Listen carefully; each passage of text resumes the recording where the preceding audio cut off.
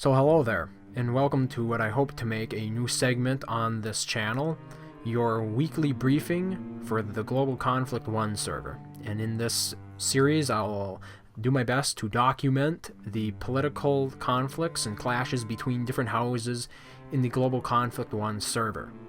Now, there are some limitations currently because I don't have enough sources in the game to give me a full picture of the diplomacy between houses worldwide, but I have a general idea, I believe. So if you are in the know and are interested in helping out on this report in any way, especially in future weeks, please let me know. You can add me on Skype. My Skype address is shkdavidspy, or you can contact me in game. Either way works. So without further ado, let's start to address some of the alliances and conflicts. I think one of the biggest players in this map, of course, is House 16. Now, whether they'll remain big is rather contentious because they haven't been making friends. They have moved over into Mexico and have flipped it recently from House 15, who controls the United States of America. Now, House 15 and Canada are considered allies, and House 18 is also an ally with them, but they really don't hold any land. House 18 for them is largely a backup faction where they're going to be training new players before they bring them into the main houses. So you have in North America, for example, Canada and the United States both allied together, and they used to control Mexico, or the United States did. Mexico has been flipped by House 16, who has a large controlling presence in Africa and of course in Europe. Down here in South America, House 10 is the predominantly controlling house. Now, nothing much has happened with House 10, no major conflicts. Tensions between House 10 and House 15 have been a little strained, but I don't believe there was a report of all-out war between them. Then you get into the more interesting areas. For example, the African continent, which has players from many different houses. The large controlling house, of course, is House 16, and they are currently fighting House 9. House 9 has a non-aggressive pact with several other houses.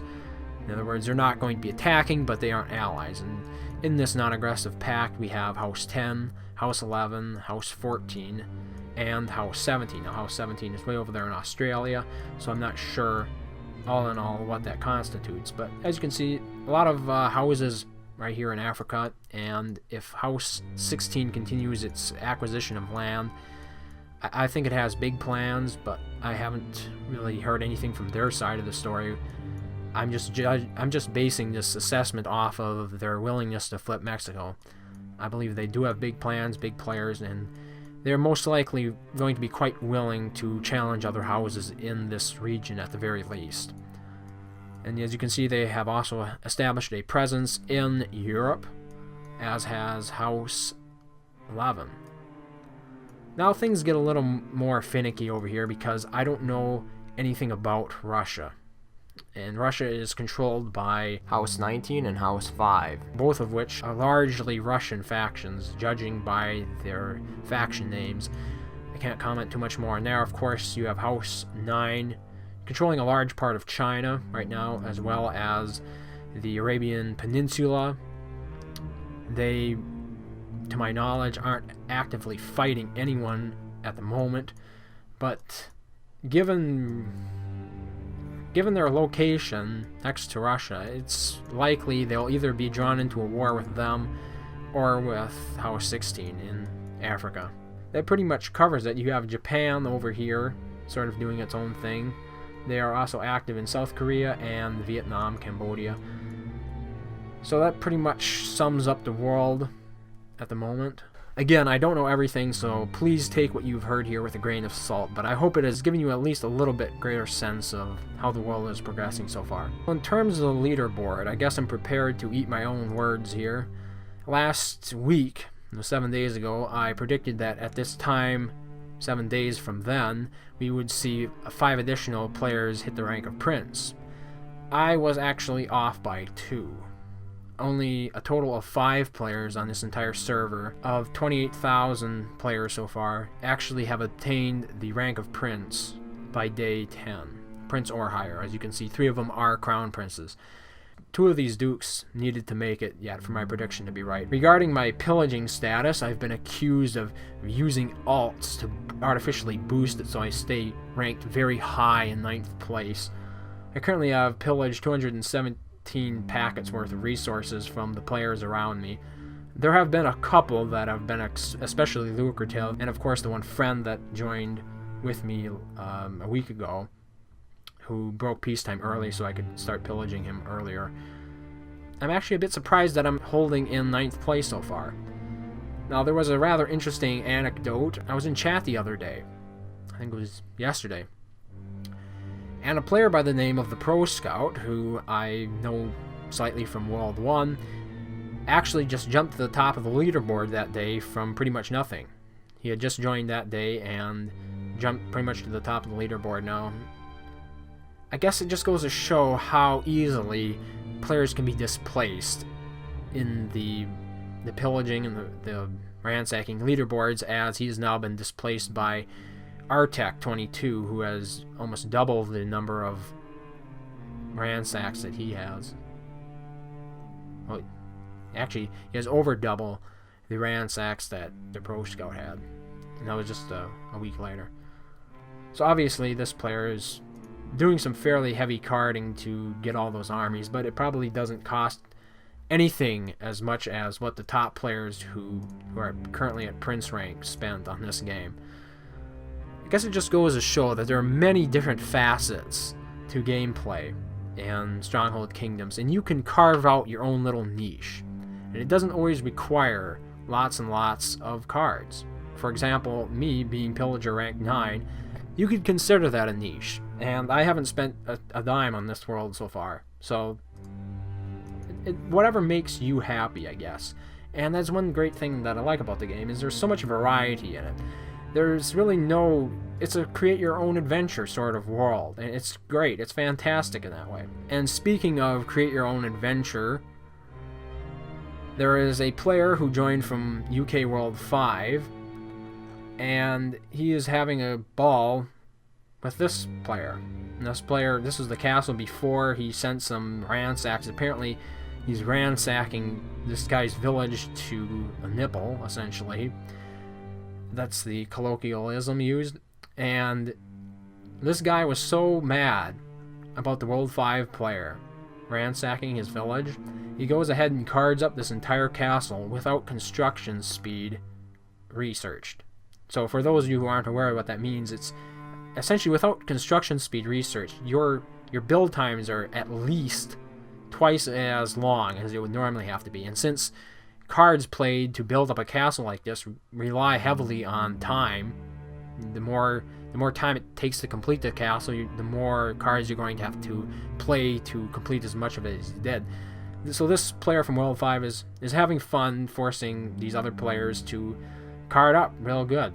So, you know, even if you aren't a heavy carder, you can give the heavy carders at the top a run for their money, those heavy hated carders. And you know, the sad thing about it in a way is they are the ones who really keep the game going.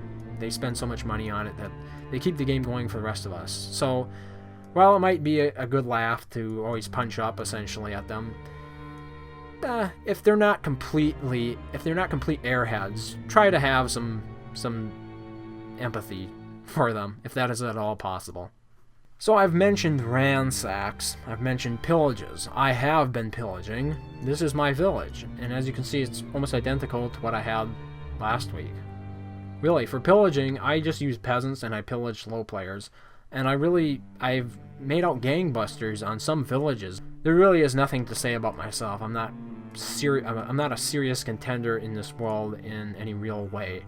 I haven't been focusing on building myself up in this world, so I hope to be as neutral an observer as possible. But we'll see where the world takes us, really. There's no way I can accurately predict the future, and as you saw, my last prediction was only like 66% correct. So I try not to predict the future too far in advance. Since a player named Rex Kerr was nice enough to forward me this report of him capturing a village, I figured I would include it right here in with the rest of the stuff from this week. Now, as you can see, this attack uses 5 captains. This This is a castle that's already been built up in Global Conflict 1. So he uses the 5 captains, he uses the arrow volley, and of course you can see the defender carded some knights up for it.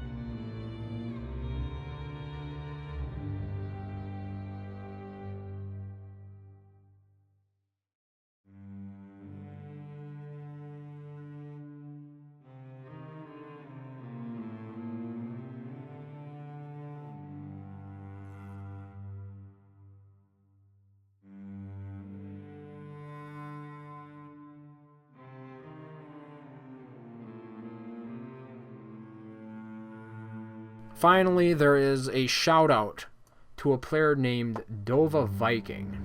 Apparently he likes my videos, and even though I don't know him, he wanted a shout out in this video. Now, I don't intend to do this on a regular basis, but since this is the first player who's actually asked me to do this, I will make an exception this time. So, thanks for watching my stuff. I do appreciate it, and I hope you learned something. And as always, if you have any suggestions for any way I might improve the content that I put out, I would be more than happy to hear about it. So thank you for watching, and I hope to see you next time. Stronghold Kingdoms. What will you fight for? Play now for free.